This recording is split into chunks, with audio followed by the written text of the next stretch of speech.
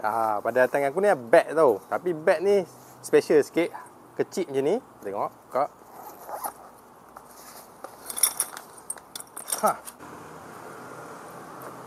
Dan dijadikan tempat duduk. Ini kalau korang tunggu bini korang tengah shopping ke, tak ada tempat duduk, korang boleh duduk kat atas kursi ni guys.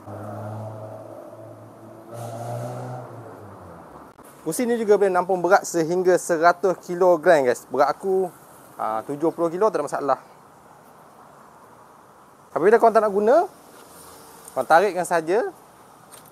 Macam ni, tarikkan saja, tarikkan saja, tarikkan saja, tarikkan saja. Lipat-lipat.